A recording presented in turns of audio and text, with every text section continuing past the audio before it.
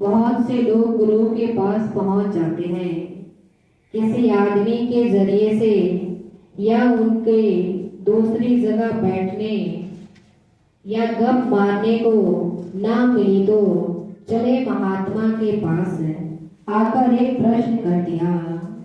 यदि उन्हें समझा दिया गया और समझ में भी आ गया पर अपने मूढ़ अज्ञान भाव में उसे ठुकराकर फिर उसे अनिच्छा स्वभाव में बरतने लगे।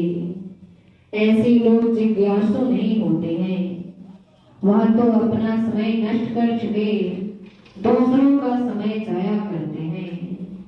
मैं तो यह कहूंगा कि कीमती वक्त किसी का कोई जया करता है तो उसे पाप का भी भागी बनना होगा और एक दिन उसके लिए भी आता है, अब कि उसे पछताना होगा। यह मत समझो कि किसी को धोखा देता हूँ तो मेरे लिए धोखा नहीं होगा, धोखा तुम्हारे लिए भी अवश्य होगा। करने का फल, मनुष्य के करने का फल सबके सामने देर अबेर आएगा। यदि हम किसी के साथ अच्छा व्यवहार करते हैं या किसी के साथ बुरा व्यवहार करते हैं तो इन दोनों का परिमाण हमारे सामने अवश्य आएगा। परमात्मा हमारे लिए नहीं है पर परमात्मा के लिए हम हैं। हम उसे नहीं देखते हैं पर वह हमको देखता है। हम में वह आँख नहीं जो हम उसे देखे, उसमें वो आँख है जो मुझे देखता है।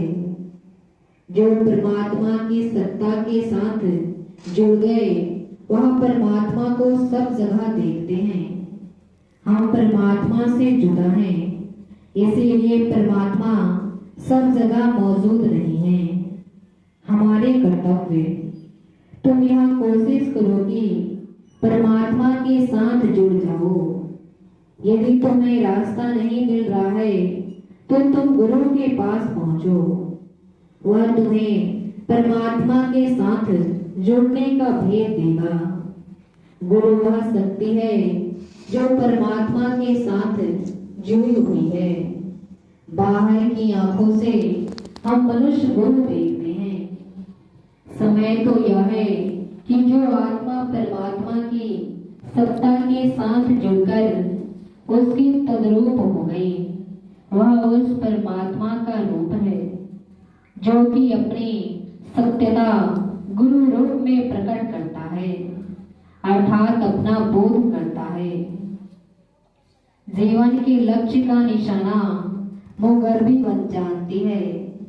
पतंगा अपने लक्ष्य को समझता है, हंस अपने को समझता है। पक्षियों की यह हालत है जो कि अपने वसूल को समझ रहे हैं पर अफसोस है कि हम मनुष्य नहीं समझ रहे हैं। स्वार्थ भाव में आकर कर्म करें और अपने विचार से कुछ ना समझे, ये हमारी भूल है। साधक के कर्तव्य, हर क्रिया आपको उतनी ही करनी होगी जितना कि हम अपने शरीर के स्वस्थ को कायम रख सके। प्रमाण कमाने के साथ साधक को ज्यादा फसाओ संसार में नहीं